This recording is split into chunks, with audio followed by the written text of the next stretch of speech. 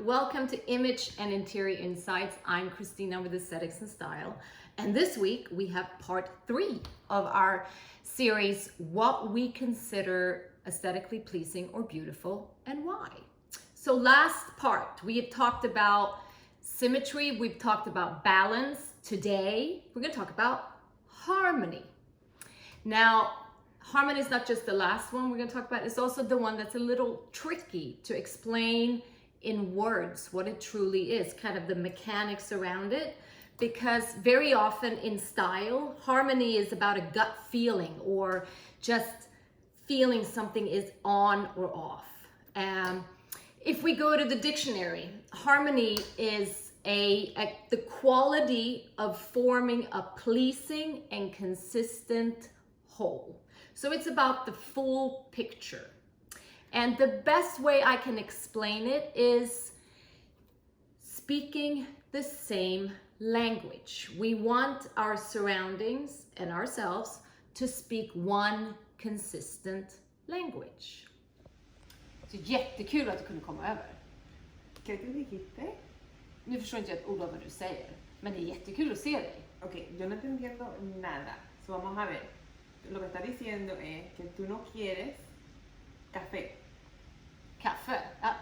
As you can tell, when you don't speak the same language, it makes no sense, right? Same thing in style. If you don't really speak the same language, or if your things don't speak the same language, you don't really understand what it is you're trying to communicate. Okay? Look at some examples of harmony when it comes to furniture. So this is my kitchen table and chairs. A bit of a retro style, a little modern, definitely. Has the chrome legs. They're definitely the same style, speaking the same language. Now, if we were to exchange to a chair like this. Now, if we look at the other components we talked about before, the scale is right, the shape is right, but they're definitely, this chair is not speaking the same language as the table, the lamp, or anything in its surroundings. So harmony, definitely not. Harmony, not harmony. Definitely not harmony. Now, one of the tricky parts about harmony in our homes is that we often inherit things from our relatives that are near and dear to our hearts, or we've collected items throughout the years. They might not always be the same style. Does it mean we can't display things that we like but are not the same style? Of course not.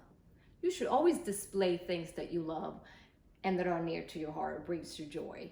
And mixing of the old and the new is an eclectic style, and that is the style of its own and definitely can work in harmony. Now this, for instance, is from my grandmother. It has a bit of a style of its own. I don't know what kind of style it is, but it definitely brings me joy and I turn it into a feature item.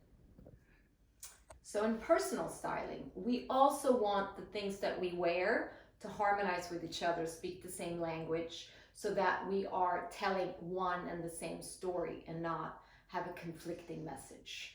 So just to kind of show you what conflicting message could, or disharmony could look like. So we have the lovely Ingrid, again, my motto for the day. We're gonna stick to English right now. This is what she's wearing here is kind of like a fun, geometric, more casual dress. Now, if she was pairing it with this necklace, which color-wise would work,